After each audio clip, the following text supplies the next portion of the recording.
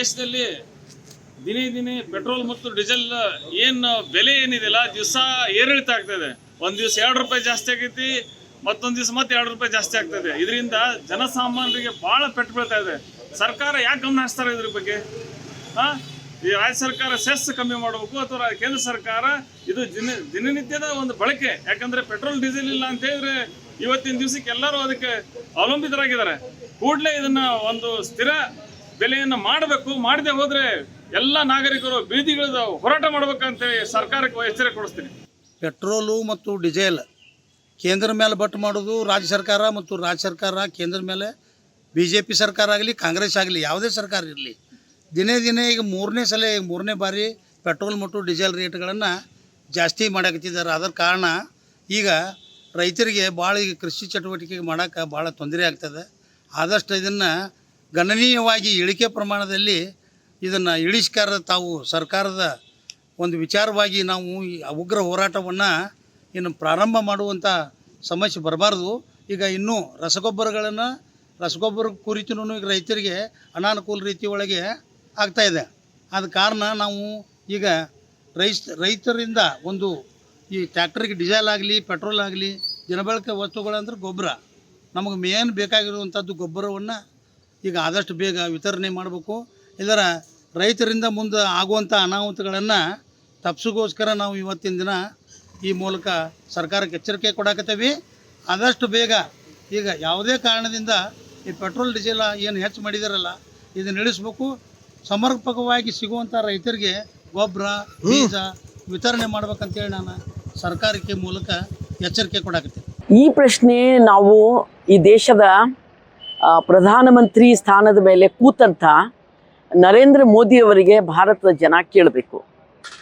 ಯುದ್ಧ ಆಗೋಕ್ಕೂ 3 ದಿನ ಮೊದಲು ನರೇಂದ್ರ ಮೋದಿಯವರು ಹೋಗಿ ಇಸ್ರೇಲಿನ ಪ್ರಧಾನಿ ನೇತನ್ಯಾಹು ಅವರಿಗೆ ಅಪ್ಕೊಂಡ್ರಲ್ಲ, ಗಲೆ ಮಿಲಾಯೆ ಅವರು ಮತ್ತೆ ಹೇಳಿದ್ರು ಏನಂತ, ಇದು ನಮ್ಮದು ಫಾದರ್ಲ್ಯಾಂಡ್ ಅಂದರೆ ಇಸ್ರೇಲ್ ಫಾದರ್ಲ್ಯಾಂಡ್ ಅಂತ ಹೇಳಿದ್ರು. ಅದರ ರಿಸಲ್ಟ್ ಇದು ಪೆಟ್ರೋಲ್ ಡೀಸೆಲ್ ರೇಟು, ಅದರ ರಿಸಲ್ಟು ಇದು. ಇಡೀ ಜಗತ್ತಿನಲ್ಲಿ ಯುದ್ಧ ಬಂದುಬಿಟ್ರ ಏನಾಗ್ತದೆ ಹೇಳ್ರಿ? ಮತ್ತು ಇಡೀ ಜಗತ್ತಿನ ಒಂದು ಆರ್ಥಿಕತೆ ಅನ್ನೋದೇನೆ ಇಂಧನದ ಮೇಲೆ ಅದ. ಅದ್ರ ಮೇಲೆ ಅಮೇರಿಕಾ ಕಣ್ಣದ. ಅಮೇರಿಕಾ ಇಸ್ರೇಲ್ ಜೊತೆ ಸೇರ್ಕೊಂಡು ಇರಾನ್ ಮೇಲೆ ದಾಳಿ ಮಾಡಲಿಕ್ಕಾಗಲಿ ಮತ್ತು ಬೇರೆ ಬೇರೆ ದೇಶಗಳ ಮೇಲೆ ದಾಳಿ ಮಾಡೋದಾಗಲಿ ಯಾಕೆ ಮಾಡ್ತದ ಅಂತ ಕೇಳಿದ್ರೆ, ಆ ದೇಶದ ಒಳಗೆ ಇರೋಂಥ ಇಂಧನವನ್ನು ಅದು ಕಬ್ಜಾ ಮಾಡೋ ಸಲುವಾಗಿ ಮಾಡ್ತದೆ. ಸೊ ಆ ರೀತಿ ತೊಗೊಂಡಂಥ ಇಂಧನ ಅನ್ನೋದನ್ನು ಅತ್ಯಂತ ದುಬಾರಿ ರೇಟಿಗೆ ಅದು ಮಾರ್ಕೊಳ್ಬೇಕಂತ ಹೇಳ್ತದೆ. ಇನ್ನು ಭಾರತ ದೇಶ ಈ ಅಮೇರಿಕಾ ಜೊತೆ ದೋಸ್ತಿ ಮಾಡಿ, ಇಸ್ರೇಲ್ ಜೊತೆಗೆ ದೋಸ್ತಿ ಮಾಡಿ, ಭಾರತ ದೇಶದ ಜನತೆ ಹಿತ ಕಾಯೋದನ್ನು ಬಿಟ್ಟು ಅವರು ಅಮೇರಿಕನ್ ಸಾಮ್ರಾಜ್ಯಶಾಹಿ ಇಸ್ರೇಲ್ನ ಹಿತವನ್ನು ಕಾಯ್ತಾ ಇದ್ದಾರೆ. ಹಾಗಾಗಿ ಪೆಟ್ರೋಲ್ ಡೀಸೆಲ್ ರೇಟು ತೀವ್ರ ಮಟ್ಟಕ್ಕೆ ಏರಿಸಿ ನಾವೇನು ಮಾಡೋಣ, ಜಗತ್ತಿನಲ್ಲಿ ಯುದ್ಧ ಆರಂಭ ಆಗ್ಯದ, ಇನ್ನೂ ಬಡತನ ಬರ್ಬೋದು, ಜನ ಕೋವಿಡಲ್ಲಿ ಹೆಂಗೆ ಕಷ್ಟಕ್ಕೊಳಗಾಗ್ಯಾರೋ ಅದಕ್ಕಿಂತಲೂ ಕಷ್ಟ ಬರ್ತದೆ, ಇದಕ್ಕೆ ಸಿದ್ಧ ಆಗ್ರಿ ಅಂದರೆ ಇದೆ. ಭಾರತ ದೇಶದಲ್ಲಿ ಪಾಶ್ಚಿಮಾತ್ಯ ರಾಷ್ಟ್ರಗಳ ಯುದ್ಧದ ಭೀತಿಯಿಂದಾಗಿ ಕೃತಜ್ಞವಾಗಿ ಸೃಷ್ಟಿಯಾದಂಥ ಡೀಸೆಲ್ ಪೆಟ್ರೋಲ್ ರಸಗೊಬ್ಬರ ಕೊರತೆಯನ್ನು ಇಡೀ ಸರ್ಕಾರನ ಒಪ್ಪಿಕೊಂಡಿದೆ, ಕೇಂದ್ರ ಸರ್ಕಾರ ಮತ್ತು ರಾಜ್ಯ ಸರ್ಕಾರಗಳು. ಅದಕ್ಕಾಗಿ ಇವತ್ತಿನ ಹಂಗಾಮದಲ್ಲಿ ರೈತರು ಭಾಳ ಅತ್ಯಂತ ಉತ್ಸಾಹದಿಂದ ಮಂದಹಾಸದಿಂದ ಕೃಷಿ ಚಟುವಟಿಕೆ ತೊಡಗಿ ಬಿತ್ತನೆ ಸಿದ್ಧತೆ ಮಾಡ್ಕೊತಿದ್ದಾರೆ. ಈ ಸಂದರ್ಭದಲ್ಲಿ ಸ್ವತಃ ಸರ್ಕಾರದ ಮಂತ್ರಿಗಳೇ ಕೂಡ ಅವರಿಗೆ ಹೇಳ್ತಾ ಡೀಸೆಲ್ ಕೊರತೆ ಆಗ್ತಾಯಿದೆ, ರೇಟ್ ಹೆಚ್ಚಾಗ್ತಾಯಿದೆ, ಮತ್ತು ಈಗ 10 ದಿವಸದಲ್ಲಿ 10 ಬಾರಿ ದರವನ್ನು ಹೆಚ್ಚು ಮಾಡೋದ್ರ ಮುಖಾಂತರ ನಮಗೆ ಅದು ಕೊರತೆ ಕಾಣ್ತದೆ. ಅದಕ್ಕಾಗಿ ರೈತರಿಗೆ ಕೃಷಿಗೆ ಸಂಬಂಧಪಟ್ಟಂಥ ಡೀಸೆಲನ್ನು ಪೆಟ್ರೋಲನ್ನು ರಿಯಾಯಿತಿ ದರದಲ್ಲಿ ಸಮರ್ಪಕವಾಗಿ ಬೇಕಾದಷ್ಟನ್ನು ಪೂರೈಸುವಂಥ ವ್ಯವಸ್ಥೆ ಸರ್ಕಾರ ಮಾಡ್ಕೋಬೇಕು. ಬೀಜ ಗೊಬ್ಬರವನ್ನು ಕೂಡ ಕೊಡಬೇಕು. ಬೆಳೆ ನಷ್ಟ ಪರಿಹಾರವನ್ನು NDRF ಮತ್ತು SDRF ಆದಲ್ಲಿ ಹೆಚ್ಚಿನ ಪರವಾನ ಕೊಡುವಂಥ ವ್ಯತ್ಯಯನ ನಾವು ಮಾಡ್ತಾಯಿದ್ವಿ. ಇವೆಲ್ಲ ಹಳೆ ಕಾಲದ SDRF ಮತ್ತು NDRF ಗೈಡೆನ್ಸ್ ಅದಾವ, ಆ ಹಣ ನಮ್ಮ ಸರ್ಕಾರಕ್ಕೆ ಪೂರೈಸ್ತಾ ಇಲ್ಲ. ಮತ್ತು ಇನ್ನೊಂದು ವಿಮಾ ಕಂಪನಿಗಳಿಗೆ ಆಗ್ತಕ್ಕಂಥವನು GSTಯನ್ನು ರೈತರ ಕ್ರಾಪ್ ಇನ್ಸ್ ಎಕ್ಸ್ಪೆರಿಮೆಂಟನ್ನು ನೀವು GPS ಮಾಡೋದ್ರ ಮುಖಾಂತರ ಆಯಾ ಫಲಾನುಭವಿ ರೈತರಿಗೆ ನೀವು GPS ಕಳಿಸುವಂಥ ವ್ಯವಸ್ಥೆ ಮಾಡ್ಬೇಕು. ಇದರಿಂದ ಅದು ಆಗ್ತಕ್ಕಂಥ ಸೋರಿಕೆಯನ್ನು ತರಲಿಕ್ಕೆ ಅನುಕೂಲ ಆಗ್ತದೆ. ಮತ್ತು ಡೀಸೆಲ್ ನಾವು ಮತ್ತೆ ನಿಮ್ಗೆ ಒತ್ತಿ ಹೇಳ್ತಾ ಇದ್ದೇನೆ, ರೈತರ ಕೃಷಿ ವಲಯಕ್ಕೆ ಬೇಕಾದಂಥ ಡೀಸೆಲ್ ಪೆಟ್ರೋಲನ್ನು ಸಕಾಲಕ್ಕೆ ರಿಯಾಯಿತಿ ದರದಲ್ಲಿ ಅವ್ರು ಕ್ಯಾನ್ಯಾಗ ಹೋಗಲಿ ಟ್ಯಾಕ್ಟರ್ದಾಗ ಹೋಗಲಿ. ಯಾಕಂದ್ರೆ ಏನಾಗಿದೆ, ನಮ್ಮ ಹೊಲದಾಗ ಕೆಲಸ ಮಾಡೋ ಮುಂದೆ ಟ್ಯಾಕ್ಟರ್ ನಿತ್ಯಪ್ಪ ನಾವು ಡೀಸೆಲ್ನ ಡಬ್ಬ್ಯಾಗ ಹೋಗ್ಬೇಕಾಗೈತಿ. ಅದು ಕೊಡುವಂಥ ನಿರ್ಬಂಧವನ್ನು ಮಾಡ್ತಾ ಅದಕ್ಕಾಗಿ ನಾವು ಮಾನ್ಯ ಮುಖ್ಯಮಂತ್ರಿಗೆ ಜಿಲ್ಲಾಧಿಕಾರಿ ಮುಖಾಂತರ ಪ್ರಧಾನಮಂತ್ರಿಗೆ ಮನವಿ ಸಲ್ಲಿಸ್ತಾ ಇದ್ದೀವಿ. ಈ ರೀತಿ ಯಾವುದೇ ರೀತಿ ರೈತರಿಗೆ ಕೊರತೆ ಆಗದಾಗ ನಿಭಾಯಿಸಬೇಕು ಅಂತ ಮಾತನ್ನು ಹೇಳಕ್ಕೆ ಇಷ್ಟಪಡ್ತಾರೆ. ಏನು ಪ್ರಧಾನಮಂತ್ರಿ ಮೋದಿ ಅವರು ಇವತ್ತು ಪೆಟ್ರೋಲು, ಡೀಸೆಲ್ ಮತ್ತು ಗ್ಯಾಸ್ ಬೆಲೆಗಳನ್ನ ಏರಿಕೆ ಮಾಡಿ ಸರ್ವಸಾಮಾನ್ಯನಿಗೆ ಹೊರೆಯನ್ನು ಹೆಚ್ಚು ಮಾಡಿದೆ. ಇವತ್ತು ಅವ್ರು ಹೇಳ್ತಾರೆ ಇವತ್ತು ಬೆಲೆ ಏರಿಕೆಯಿಂದ ನೀವು ಆದಷ್ಟು ವೆಹಿಕಲ್ಗಳು ಕಡಿಮೆ ಮಾಡಿ, ವಿದೇಶಕ್ಕೆ ಹೋಗಬೇಡಿ, ಮತ್ತು ನೀವು ಆದಷ್ಟು ಸರಳವಾಗಿ ಬದುಕಿ ಅಂತ ಹೇಳ್ತಾರೆ. ಇವತ್ತು ನಾವು ಹೇಳೋದಿಷ್ಟೇ, ನೀವು ನಮ್ಮನ್ನ ಸರಳವಾಗಿ ಬದುಕಿ ಅಂತ ನೀವು ಹೇಳ್ತೀರಿ, ನೀವೇ ವಿದೇಶ ಪ್ರವಾಸ ಮಾಡ್ತೀರಿ ಆಯಿತಾ. ನೀವು ವಿದೇಶಕ್ಕೆ ಹೋಗಬಾರ್ದ? ಒಬ್ಬ ಬಡವ ಇವತ್ತು ವಿದೇಶಕ್ಕೆ ಓದಬೇಕು ಅಂತಂದರೆ ಅವನು ಯಾವುದೋ ಒಂದು ಸರ್ಕಾರದ ಕೋಟದಲ್ಲೋ ಅಥವಾ ಇನ್ನೊಂದು ಯಾವುದೆಲ್ಲ ಮಾಡ್ಕೊಂಡು ಅವನು ಹೋಗ್ತಾನೆ. ನೀವು ವಿದೇಶಕ್ಕೆ ಹೋಗಬೇಡಿ ಅಂತಂದರೆ ಎಲ್ಲಿ ಅವನು ವಿದ್ಯಾವಂತ ಆಗ್ತಾನೆ ಅಥವಾ ನಮ್ಮ ದೇಶವನ್ನು ಪ್ರೆಸೆಂಟ್ ಮಾಡ್ತಾನೆ. ಇಂಥ ಸಂದರ್ಭದಲ್ಲಿ ಪ್ರಧಾನಮಂತ್ರಿಗಳು ಬೆಲೆ ನಿಯಂತ್ರಣದ ಬಗ್ಗೆ ಸರಿಯಾದ ಕ್ರಮವನ್ನು ತಗೋಬೇಕಾಯಿತು. ಯಾಕೆಂದರೆ ಸರ್ವಪಕ್ಷ ಸಭೆ ಕರೆಯಬೇಕಾಗಿತ್ತು ಅಥವಾ ಸಾರ್ವಜನಿಕರ ಸಭೆಯನ್ನು ಕರೆದು ಈ ಒಂದು ಬೆಲೆ ನಿಯಂತ್ರಣ ಹಿಂಗೆ ಆಗ್ತಾಯಿದೆ, ಇದ್ದೇ ಆಗ್ತಾಯಿದೆ, ನಾನು ಮಾಡೋ ಅನಿವಾರ್ಯ ಇದೆ ಅಂತೇಳಿ ನೀವು ತಿಳಿಸ್ಬೇಕಾಯ್ತು. ನೀವು ಚುನಾವಣೆ ಮುಗಿದ ನಂತರ ಬೆಲೆ ಏರಿಕೆಯನ್ನು ನೀವು ಮಾಡಿದಿರಿ. ಇವತ್ತು ನೀವು ಮಾಡಿರೋ ಉದ್ದೇಶ ಇಷ್ಟೇ, ನೀವು ಅದನ್ನು ಹೆಚ್ಚು ಮಾಡಿ ಉಳ್ಳವರೆಗೆ ಅನುಕೂಲ ಮಾಡ್ಕೊಳ್ತೀರಿ. ಮತ್ತು ಚಿನ್ನ ಖರೀದಿ ಮಾಡಿಬಿಡಿ ಅಂತ ಹೇಳ್ತೀರಿ. ಈಗ ಮದುವೆ ಮಾಡಬೇಕು ಬಡವ, ಇವತ್ತು ಅವ್ನಿಗೆ ಚಿನ್ನ ತಗೊಳ್ಳೋದು ಏನು ಮಾಡ್ತಾನೆ ಅವನು?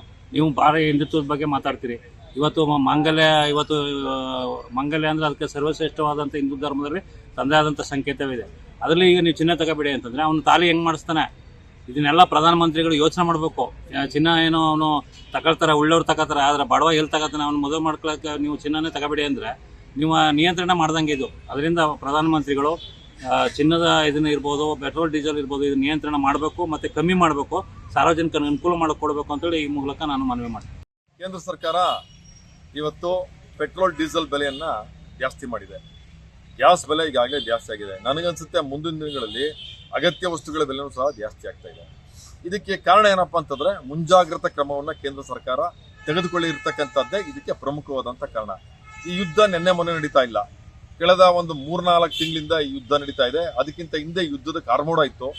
ಆ ಸಂದರ್ಭದಲ್ಲೇ ಪ್ರಧಾನಮಂತ್ರಿಗಳು ಒಂದು ಸರ್ವಪಕ್ಷಗಳ ಸಭೆಯನ್ನು ಕರೆದು ಎಲ್ಲರನ್ನ ವಿಶ್ವಾಸಕ್ಕೆ ತೆಗೆದುಕೊಂಡು ಈ ದೇಶದ ಹಿತದೃಷ್ಟಿಯಿಂದ ನಾವು ಏನು ಮಾಡಬೇಕು, ನಾವು ಮುಂಜಾಗ್ರತೆಯ ಯಾವ ರೀತಿ ಕ್ರಮವನ್ನು ವಹಿಸಬೇಕು ಅಂತೇಳಿ ಎಲ್ಲರ ಸಲಹೆಗಳನ್ನ ತೆಗೆದುಕೊಂಡು ಒಂದು ಕ್ರಮವನ್ನು ವಹಿಸಿದ್ರೆ ಇಂಥ ಪರಿಸ್ಥಿತಿ ಇವತ್ತು ಖಂಡಿತವಾಗ್ಲೂ ಬರ್ತಾ ಇಲ್ಲ. ಏನು ಪಂಚರಾಜ್ಯಗಳ ಚುನಾವಣೆ ಇತ್ತು, ಆ ಸಂದರ್ಭದಲ್ಲಿ ಯಾವ ಬೆಲೆ ಏರಿಕೆನೂ ಆಗಲಿಲ್ಲ, ಯಾವ ಅನಿಲ ಏರಿಕೆನೂ ಆಗಲಿಲ್ಲ. ಆದರೆ ಚುನಾವಣೆ ಮುಗಿದ ತಕ್ಷಣ ಈ ರೀತಿ ಬೆಲೆ ಏರಿಕೆ ಮಾಡಿರ್ತಕ್ಕಂಥದ್ದು ಪ್ರತಿಯೊಬ್ಬ ನಾಗರಿಕನು ಒಂದು ರೀತಿ ಸಂಶಯ ಬಂದಿದೆ ಕೇಂದ್ರ ಸರ್ಕಾರದ ಮೇಲೆ, ಮತ್ತು ಒಂದು ರೀತಿ ನೋವಾಗಿದೆ. ಮತ್ತೆ ಪ್ರಧಾನಮಂತ್ರಿಗಳು ಹಿಂದೆ ಅವ್ರು ಏನೇ ಹೇಳಿದ್ರು ನಮ್ಮ ದೇಶದ ಜನ ನಾವೆಲ್ಲ ಕೇಳಿದ್ದೀವಿ. ಅವರು ಕೋವಿಡ್ ಸಂದರ್ಭದಲ್ಲಿ ಏನೇನು ಹೇಳಿದ್ರು, ಆ ನಂತರದಲ್ಲಿ ಏನೇನು ಹೇಳಿದ್ರು, ಅದನ್ನ ನಮ್ಮ ದೇಶದ ಜನ ಇವತ್ತರೆಗೂ ಕೇಳ್ಕೊಂಡ್ ಬರ್ತಾ ಇದೀವಿ. ಆದರೆ ಇದನ್ನ ದಯವಿಟ್ಟು ಪ್ರಧಾನಮಂತ್ರಿಗಳು ಮಿಸ್ಯೂಸ್ ಮಾಡ್ಕೋಬಾರ್ದು. ಜನ ನಾನು ಹೇಳಿದ್ವ ನನ್ನ ಮಾತು ಕೇಳ್ತಾರೆ ಅಂತ ಅಂದ್ಬಿಟ್ಟು ಅವರು ಒಂದು ರೀತಿ ಕ್ರಮವನ್ನ ಈ ರೀತಿ ಬೆಲೆ ಏರಿಕೆ ಈ ಥರ ಮಾಡತಕ್ಕಂಥದ್ದು ಅತ್ಯಂತ ಖಂಡನೀಯವಾದದ್ದು. ಇವತ್ತು ಸರ್ ನಾವು ಜೀವನ ಮಾಡೋಕ್ಕೆ ನಾವು ಕೆಲಸ ಮಾಡ್ಕೊಂಡು ಕೂಲಿ ಕೆಲಸದವರು ಸರ್. ನಮಗೆ 500 ರೂಪಾಯಿ ಕೂಲಿ ಕೊಡ್ತಾರೆ ಸರ್. 500 ರೂಪಾಯಿ ಡೈಲಿ 200 ರೂಪಾಯಿ 300 ರೂಪಾಯಿ ಪೆಟ್ರೋಲ್ ಅಂದರೆ ಕಷ್ಟ ಆಗಿಬಿಡುತ್ತೆ ಸರ್. ನಮ್ಗೆ ತುಂಬ ಈ ಪೆಟ್ರೋಲ್ ಬಂಕು ಪೆಟ್ರೋಲು ಇವೆಲ್ಲ ನಮ್ಮ ತಲೆ ಕೆಟ್ಟೋಗುತ್ತೆ ಸರ್. ಯಾಕೆಂದರೆ ನಮ್ಗೆ ಎಮರ್ಜೆನ್ಸಿಗೆ ಬೇಕೇ ಬೇಕಾಗುತ್ತೆ, ನಾವು ಓಡಾಡಲೇಬೇಕಾಗುತ್ತೆ. ಅದರಿಂದ ಡೈಲಿ ದಿನಕ್ಕೆ 2 ರೂಪಾಯಿ 3 ರೂಪಾಯಿ 4 ರೂಪಾಯಿ ರೈಸ್ ಮಾಡ್ಕೊಂಡು ಹೋದರೆ ತುಂಬ ಕಷ್ಟ ಆಗುತ್ತೆ ಸರ್ ನಮಗೆ. ಯಾಕಂದರೆ ಈ ಹಳ್ಳಿ ಗಾಡಿಗಳಲ್ಲಿ ಇವತ್ತು ರೈತ ಬದುಕಬೇಕಾದ್ರೆ ರೈತ ಬೆನ್ನೆಲುಬು ಅಂತ ಹೇಳ್ತಾರೆ. ಪೆಟ್ರೋಲ್ ಇವತ್ತು ಆ ರೈತ ಉಳುಮೆ ಮಾಡಬೇಕಾದ್ರೆ ಪೆಟ್ರೋಲ್ ಮತ್ತು ಡೀಸೆಲ್ ಬೇಕೇ ಬೇಕಾಗುತ್ತೆ. ಇದ್ರ ಬಗ್ಗೆ ಏನು ಹೇಳ್ತಾರೆ? ಬೇಕೇ ಬೇಕಾಗುತ್ತೆ ಸರ್. ಬಟ್ ಅವ್ರಿಗೆ ಅನುಕೂಲ ಆಗೋ ಥರ ಮಾಡ್ತಿಲ್ಲ. ಅವರು ಇದು ಮಾಡ್ಕೊಳ್ಳೋಕ್ಕೆ ನಮಗೆ ಈ ಥರದ್ದು ಬೇರೆ ಸಾರ್ವಜನಿಕರಿಗೆ ತೊಂದರೆ ಕೊಡ್ತಾ ಇದ್ದಾರೆ ಹೊರತು ಪಾಪ ರೈತರಿಗೇನು ಮಾಡ್ತಿಲ್ಲ. ಅವ್ರು ಹೇಳ್ತಾರೆ ಈಗ ಜನ್ರೇಟ್ರಿಗೆ ಬೇಕಾಗುತ್ತೆ, ಈ ಬೇರೆ ಏನಾದರೂ ಮಿಷನರೀಸ್ಗೆ ಎಲ್ಲದಕ್ಕೂ ಬೇಕಾಗುತ್ತೆ. ಅವ್ರಿಗೂ ತುಂಬ ಕಷ್ಟ ಆಗುತ್ತೆ ಸರ್. ಪಾಪ ತರಕಾರಿ ರೇಟುಗಳು ಸಿಗ್ತಾ ಇಲ್ಲ, ಬೇರೆ ಏನೇನೋ ಅವ್ರಿಗೂ ಪ್ರಾಬ್ಲಮ್ಸ್ ಇರುತ್ತೆ. ಆದರೂ ಸಹ ಮಾಡಲೇಬೇಕು ಹೊಟ್ಟೆಪಾಡಿಗೆ. ಅದರಿಂದ ಪಾಪ ಅವ್ರಿಗೂ ತೊಂದರೆನೇ, ನಮಗೂ ತೊಂದರೆನೇ ಸರ್. ಸರ್ ಈಗ ಸರ್ಕಾರಕ್ಕೆ ನೇರವಾಗಿ ಕೇಂದ್ರ ಸರ್ಕಾರಕ್ಕೆ ಯಾವ ರೀತಿ ಚಾಟಿ ಬೀಸ್ತಾರೆ? ಆದಷ್ಟು ಏರಿಕೆನ ಕಮ್ಮಿ ಮಾಡೋದು ಸರ್. ಏರಿಕೆ ಮಾಡಬಾರ್ದು, ಆದಷ್ಟು ಜನಗಳಿಗೆ ಅನುಕೂಲ ಮಾಡೋ ಥರ ಕಮ್ಮಿ ಆಗೋ ಥರನೇ ಮಾಡ್ಬೇಕು ಸರ್. ಈ ಥರ ಜನಗಳು ತುಂಬ ತೊಂದರೆಯಿಂದ ಇದು ಮಾಡ್ತಾರೆ ಸರ್. ಈಗ ದಿನೇ ದಿನ ಇನ್ನೂ ಹೆಚ್ಚಿನ ಏರಿಕೆ ಆದರೆ ನಿಮಗೆಲ್ಲ ಯಾವ ರೀತಿ ಹೊರೆ ಆಗುತ್ತೆ? ಹೊರೆ ಅಂದರೆ ಸರ್ ನಷ್ಟೇನು ಏನು ಮಾಡೋಕ್ಕಾಗಲ್ಲ ಸರ್. ನಾವು ಸಂಬಳಗಳಾದ್ರೂ ಜಾಸ್ತಿ ಮಾಡಿಸ್ಕೋಬೇಕು, ಇಲ್ಲಾಂದರೆ ಪೆಟ್ರೋಲ್ ಹಾಕ್ಸೋದೇ ಬಿಟ್ಬಿಡ್ಬೇಕು, ಬರೋದೇ ಬಿಟ್ಬಿಡ್ಬೇಕು. ಗಾಡಿಗಳೇ ಯೂಸ್ ಮಾಡ್ಬಾರ್ದು ಸರ್. ಆರಾಮಾಗಿ ನಡ್ಕೊಂಡು ಹೋಗಿ ಹಳೆ ಕಾಲದಲ್ಲಿ ಬಂದಂಗೆ ಆ ಥರ ನಡ್ಕೋಬೇಕು ಸರ್. ಈಗ ದಿನ ಪೆಟ್ರೋಲು ಈ ಥರ ರೈಸ್ ಆಗ್ತಾನೆ ಇದೆ. ಕಷ್ಟ, ರೈತರು ಬದುಕೋದಕ್ಕೂ ಕಷ್ಟ, ಉಳುಮೆ ಮಾಡೋದಕ್ಕೂ ಕಷ್ಟ. ರೈತರು ಯಾವುದೇ ರೀತಿಯಲ್ಲಿ ಉಳುಮೆ ಮಾಡಬೇಕಂದ್ರೂ ಬಾಧೆ, ಕಷ್ಟ ಇದೆ, ಶಾನ ಕಷ್ಟ ಇದೆ. ವಾರದಕ್ಕೆ 2 ಸಾರಿ 3 ಸಾರಿ ರೈಸ್ ಆಗ್ತಾನೆ ಇದೆ ಪೆಟ್ರೋಲು ಡೀಸೆಲು. ಈ ರೈತ ಯಾವ ಥರ ಬದುಕಬೇಕು ಅನ್ನೋದು ದಾರಿನೇ ಇಲ್ಲ. ಹಾಗಾಗಿ ಈ ಥರ ಸರ್ಕಾರ ಯಾವುದೇ ರೀತಿ ಕೈಗೊಳ್ತಾ ಇಲ್ಲ. ಹಾಗಾಗಿ ಈ ಥರ ಕಷ್ಟ ರೈತರಿಗೆ ಯಾವುದೇ ರೀತಿಯಲ್ಲಿ ಉಳುಮೆ ಮಾಡಲು ಬೆಳೆ ಮಾಡಲು ರಾಗಿ ಭತ್ತ ಎಷ್ಟು 1500 ರೂಪಾಯಿ ತಗೊಂಡು 2000 ರೂಪಾಯಿ ತಗೊಳ್ತಾರೆ. ಇಲ್ಲಿ ಡೀಸೆಲ್ ನೋಡಿದ್ರೆ ಸಿಕ್ಕಾಪಟ್ಟಿ ರೈಸ್ ಮಾಡ್ತಾನೆ ಇದ್ದಾರೆ. ಆದರೂ ಉಳುಮೆ ಮಾಡೋಕ್ಕೆ ಶಾನ ಕಷ್ಟ ಇದೆ. ಐದನೇಗ್ಲೆ ಬಂದು 1800ರಿಂದ 2000 ರೂಪಾಯಿ ತಗೊಳ್ತಾರೆ ಸರ್ ಒಂದು ಸಾಲಿಗೆ. ಆಗ ಒಂಟಿನೇಗ್ಲಾಗ ಬಂದು 5000ರಿಂದ 6000 ತಗೊಳ್ತಾರೆ. ಆದರೆ ರೈತ ಬೆಳೆದಿದ್ದ ಬೆಳೆಗೆ ಯಾವುದಕ್ಕೂ ಬೆಂಬಲ ಬೆಲೆ ಇಲ್ಲ, ಯಾವುದಕ್ಕೂ ಬೆಂಬಲ ಬೆಲೆ ಇಲ್ಲ. ಆದರೆ ರೈತ ಯಾವುದೇ ಕೊಂಡ್ಬೇಕಾದ್ರೂ ಬೆಂಬಲ ಬೆಲೆ. ಇವತ್ತು ನೀವು ಪ್ರತಿನಿತ್ಯ ನೀವು ಟೌನ್ಗೆ ಬರ್ತೀರಿ, ಹೌದು. ಇದು ಯಾವ ರೀತಿ ಹೊರೆ ಆಗುತ್ತೆ? ಪೆಟ್ರೋಲ್ ಎಷ್ಟು ಬೇಕಾಗುತ್ತೆ ಪ್ರತಿದಿನ? ಡೈಲಿ 500 ರೂಪಾಯಿ ಪೆಟ್ರೋಲ್ ಬೇಕಾಗುತ್ತೆ ನಮಗೆ ಸರ್. ಈಗ ರೈಸ್ ಆಗಿರೋದ್ರಿಂದ ಡೈಲಿ ಹಾಕ್ಲಿ 500 ರೂಪಾಯಿ ಪೆಟ್ರೋಲ್ ಬೇಕಾಗುತ್ತೆ. ಆದರೆ ದಿನ ರೈಸ್ ಆಗ್ತಾನೇ ಇದೆ. ರೈತ ಸರ್ಕಾರಕ್ಕೆ ಯಾವ ರೀತಿ ಸರ್ಕಾರ ಯಾವುದೇ ರೀತಿಯ ಕ್ರಮ ತಗೊಳ್ತಾ ಇಲ್ಲ. ವಾರಕ್ಕೆ 3 ಸಾರಿ 4 ಸಾರಿ ರೈಸ್ ಮಾಡ್ತಾನೆ ಇದ್ದಾರೆ. ಯಾವುದೇ ಸರ್ಕಾರ ಕೈಗೊಳ್ತಾ ಇಲ್ಲ. ಒಂದು ಕಿಲೋಮೀಟರ್ಗೆ 2.5 ರೂಪೀಸ್ 2 ರೂಪೀಸ್ ಕೊಡ್ತಾರೆ, ಸರಿನಾ? ಡೈಲಿ ನಾವು ಓಡಾಡೋದು ಮೋರ್ ದೆನ್ 60-70 ಕಿಲೋಮೀಟರ್ಸು. ಈ ಪೆಟ್ರೋಲ್ ಬೆಲೆನೇ ನಮ್ಮ 30% ಸಂಬಳ ಹೋಗ್ಬಿಡುತ್ತೆ. ಇದು ಕಡಿಮೆ ಆದರೆ ಇಲ್ಲಿ ಎಷ್ಟು ಜನ ಕೆಲಸ ಮಾಡ್ತಾ ಇದ್ದಾರಲ್ಲ ಅವ್ರಿಗೆ ಸ್ವಲ್ಪ ಸೇವಿಂಗ್ಸ್ ಆಗುತ್ತೆ. ಯಾಕಂದರೆ ಇವಾಗ ಮಾರ್ಕೆಟ್ನಲ್ಲಿ ಇದು ಸಂಬಳ 25,000 30,000 ಡಿಗ್ರಿ ಫಿನಿಷ್ ಮಾಡಿ ಫ್ಯಾಮಿಲಿ ಮೇಂಟೈನ್ ಮಾಡೋಕ್ಕಾಗಲ್ಲ. ಅದರಲ್ಲಿ ಇದು ಜಾಸ್ತಿ ಆದರೆ ತುಂಬ ಕಷ್ಟ ಆಗುತ್ತೆ. ಇನ್ನೂ ಜಾಸ್ತಿ ಆಗುತ್ತೆ ಹೇಳ್ತಾ ಇದ್ದಾರೆ. ಆದರೆ ತಮಿಳ್ನಾಡಿನಲ್ಲಿ ವಿಜಯ್ ಅವರು ಒಂದು ಹೇಳಿದ್ದಾರೆ, ಎಲ್ಲರೂ ಮಿನಿಸ್ಟರ್ಸ್ಗೆ ಅವ್ರಿಗೆ ಇವ್ರಿಗೆಲ್ಲ ಹೇಳಿದ್ದಾರೆ ಕಡಿಮೆ ಮಾಡಿ ಇದು ಮಾಡಿ ಅದು ಮಾಡಿ ಅಂತ. ಆದರೆ ಕಡಿಮೆ ಆದರೆ ತುಂಬ ಒಳ್ಳೆಯದು ಸರ್ ಜನರಿಗೆ. ಯಾಕಂದರೆ ನಾನು ಕೆಲಸ ಮಾಡ್ತಾ ಇದ್ದೀನಿ, ಸ್ವಲ್ಪ ಜನ ಕೂಲಿ ಮಾಡ್ತಾ ಇದ್ದಾರೆ, ಅವ್ರ ಹತ್ರ ಅಷ್ಟು ದುಡ್ಡು ಇರಲ್ಲ ಪೆಟ್ರೋಲ್ಗೆ. ಇನ್ನೂ ಜಾಸ್ತಿ ಆಗಿಬಿಟ್ರೆ ನಮಗೆ ತುಂಬ ಕಷ್ಟ ಆಗುತ್ತೆ. ಜಾಸ್ತಿನೇ ಆಗೋದು. ಅದು ಏನಾದರೂ ಆಲ್ಟರ್ನೇಟ್ ನೋಡಬೇಕು. ಲೀಡರ್ಸ್ ಯಾರಿದ್ದಾರೆ ಅವರು ನನ್ನ ಸ್ಯಾಲ್ರಿ 5 ವರ್ಷ ಮುಂಚೆ ಏನಿದೆ ಅದೇ ಇದೆ ಸ್ಯಾಲ್ರಿ. ಪೆಟ್ರೋಲ್ ಅಲವೆನ್ಸು ಜಾಸ್ತಿ ಇದೆ. ಬೇರೆ ಸಾಮಾನು ತೊಗೋಬೇಕಂದ್ರೆ ಅದು ಜಾಸ್ತಿ ಆಗ್ತಿದೆ. ಅದರಲ್ಲಿ ಪೆಟ್ರೋಲು ಯೂಶ್ವಲಿ ಎವ್ರಿ ಡೇ ಹಾಕಲೇಬೇಕು. ಅದು ಇಲ್ಲ ಅಂದರೆ ಏನು ಓಡಾಡೋಕ್ಕೆ ಆಗಲ್ವ. ಇವಾಗ ಬಸ್ನಲ್ಲಿ ಓಡಾಡೋಕ್ಕೆ ಬೇಕಂದ್ರೆ ತುಂಬ ಕಷ್ಟ. ಒಂದು ಕಡೆಯಿಂದ ಬೇರೆ ಕಡೆ ಹೋಗೋಕ್ಕೆ 1 ಅವರ್ ಆಗುತ್ತೆ. ಇವಾಗ ಗಾಡಿ ಇದ್ರೇ ಕೆಲಸ ಆಗೋದು. ಇವಾಗ ಎಲ್ಲಿ ಬೇಕಂದ್ರೆ ನೀವು ಜಾಬ್ ಹುಡ್ಕಕ್ಕೆ ಹೋದರೆ 2 ವೀಲರ್ ಇದೆ ಅಂತ ಕೇಳ್ತಾರೆ, ಎಷ್ಟು ಓದಿದ್ದೀರಂತ ಕೇಳಲ್ಲ. ಏನು ನೋಡಿ ಸರ್, ಇದೆಲ್ಲ ದುಡ್ಡು ಪೆಟ್ರೋಲ್ಗೆ ಏನು ತುಂಬ ಜಾಸ್ತಿ ಆದ್ರಿಂದ 1000 ರೂಪಾಯಿಗೆ ಹಾಕೋಕ್ಕೆ ತುಂಬ ಕಷ್ಟ ಇದೆ. ಮತ್ತು ಕಲ್ಸಾಗಿ ಹೋಗೋ ಟೈಮಲ್ಲಿ ಪೆಟ್ರೋಲು 2 ಸತಿ ಖಾಲಿ ಆಗಿಬಿಡುತ್ತೆ. ಹೋಗಿ ಬರೋಕ್ಕೆ ತುಂಬ ಕಷ್ಟ ಇದೆ. ಡೈಲಿ ಒಂದೊಂದು ಸರಿ 2 ರೂಪಾಯಿ 3 ರೂಪಾಯಿ ಜಾಸ್ತಿ ಆಗುತ್ತೆ. ಅದಕ್ಕೆ ನೋಡಿ ಎಲ್ಲ ನೆಚ್ಚಿಲ್ಲ ಹಿಂಗೆ ಹಾಕೋದು. ಇನ್ನೂ ಜಾಸ್ತಿ ಆಗುತ್ತೆ ಅಂತ ಹೇಳ್ತಾ ಇದ್ದಾರೆ. ತುಂಬ ಕಷ್ಟ ಇದೆ ನೋಡಿ ಹಿಂಗೆ. ನಮ್ಗೆ ಡೈಲಿ ಕಲ್ಸಕ್ಕೆ ಹೋಗ್ತಾ ಇದ್ದೀನಿ ನಾನು.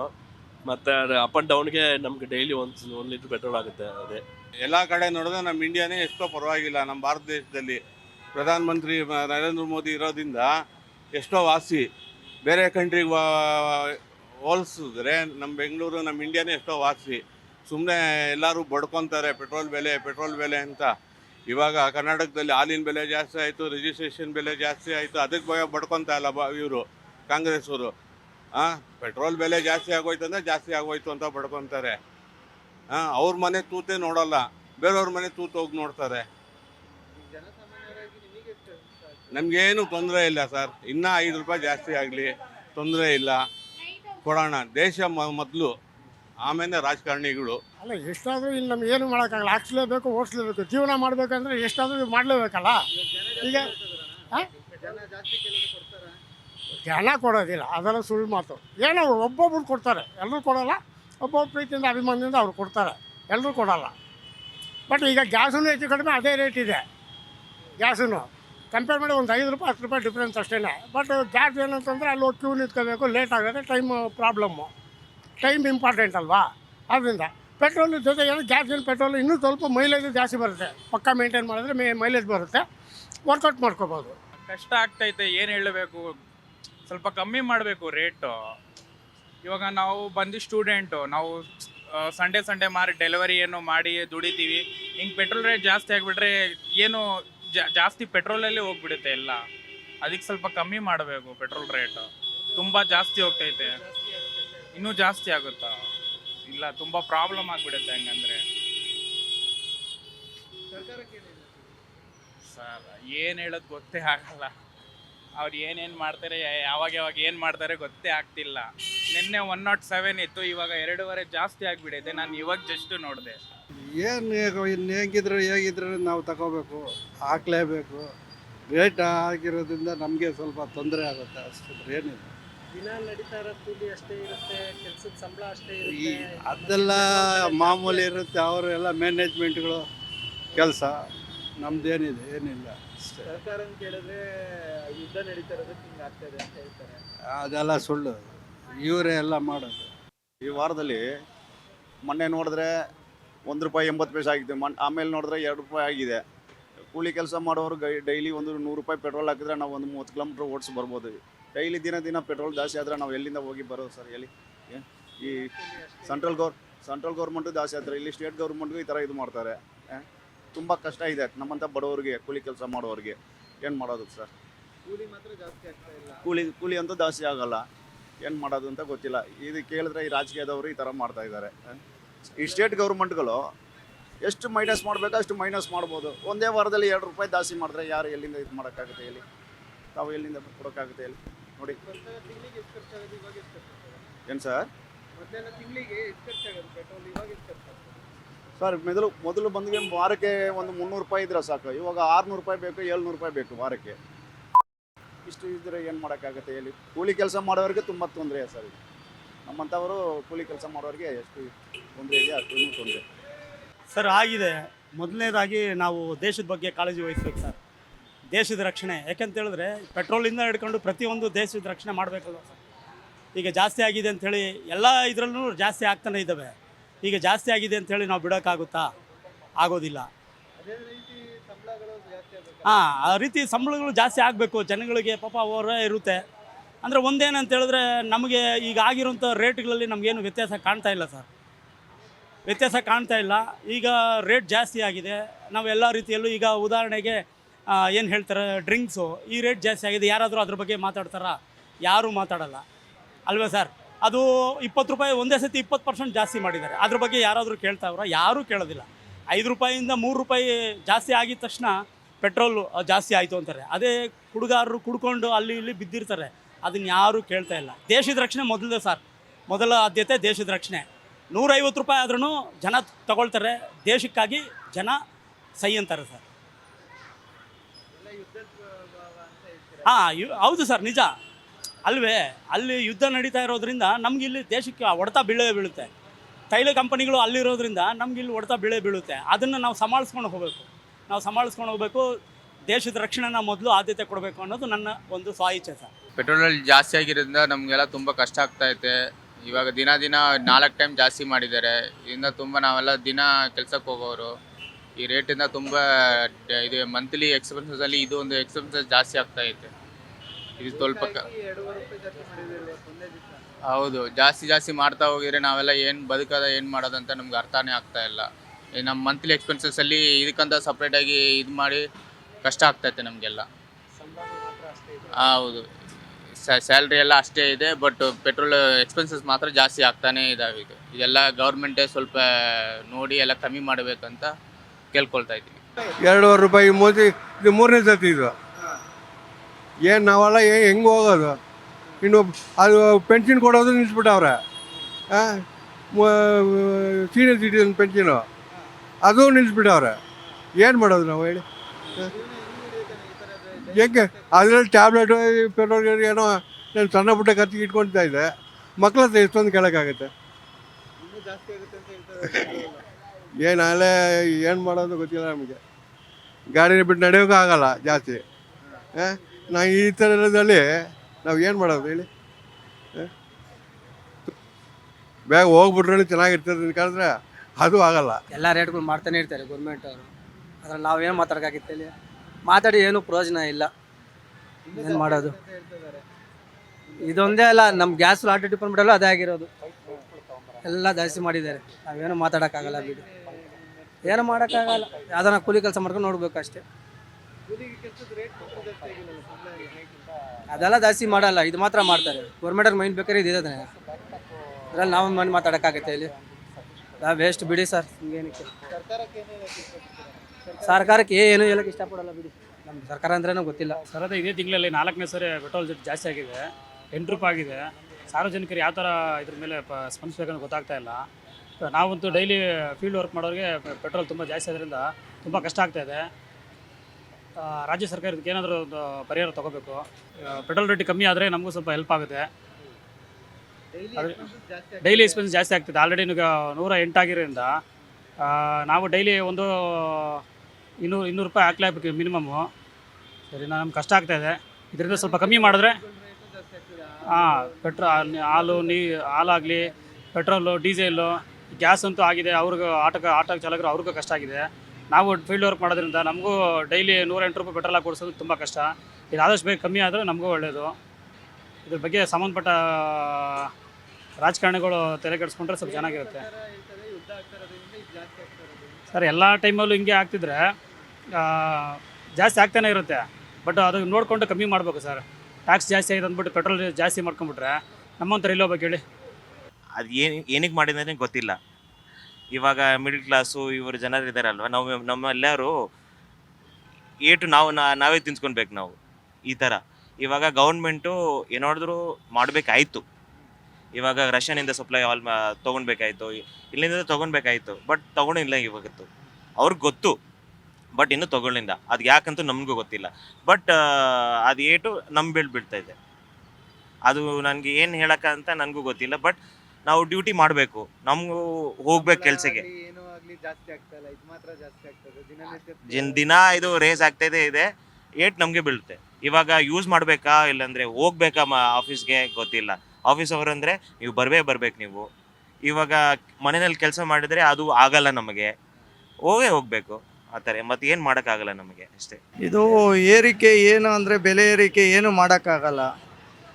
ಸೊ ಸೆಂಟ್ರಲ್ ಗೌರ್ಮೆಂಟಿಂದ ಏನು ಬರುತ್ತೋ ಅದು ಸ್ಟೇಟ್ ಗೌರ್ಮೆಂಟು ಕಮ್ಮಿ ಮಾಡಬೇಕು. ಸ್ಟೇಟ್ ಗೌರ್ಮೆಂಟ್ ಕಮ್ಮಿ ಮಾಡ್ದಿರ ಸೆಂಟ್ರಲ್ ಗೌರ್ಮೆಂಟ್ ಕಮ್ಮಿ ಮಾಡಬೇಕು, ಅಲ್ಲಿಂದ ಆದಾಯ ಮಾಡಬೇಕಂದ್ರೆ ಆಗಲ್ಲ.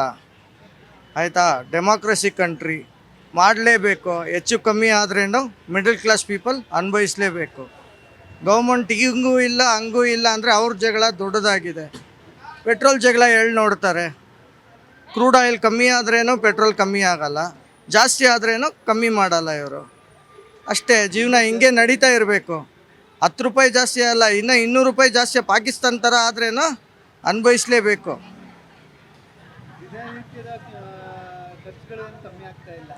ಹೌದು ಸರ್, ಸಂಬಳಗಳು ಜಾಸ್ತಿ ಮಾಡಲ್ಲ, ಖರ್ಚುಗಳು ಜಾಸ್ತಿ ಆಗ್ತಾ ಇದೆ ಅಂದರೆ ಏನು ಮಾಡೋಕ್ಕಾಗುತ್ತೆ ಹೇಳಿ?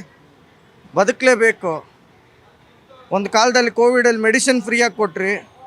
ಯಾವ ಕಂಟ್ರಿ ಕೊಟ್ಟರು ಮೆಡಿಸಿನ್ ಫ್ರೀಯಾಗಿ? ಯಾವ ಕಂಟ್ರಿನೂ ಮೆಡಿಸಿನ್ ಫ್ರೀಯಾಗಿ ಕೊಟ್ಟಿಲ್ವಲ್ಲ. ಅನುಭವಿಸಲೇಬೇಕು. ಅಪ್ಸ್ ಆ್ಯಂಡ್ ಡೌನ್ ಇದ್ದೇ ಇರುತ್ತೆ. ಎಂಜಾಯ್ ಮಾಡ್ಕೊಂಡು ಹೋಗ್ಬೇಕು ಅಷ್ಟೇ ಲೈಫನ್ನು.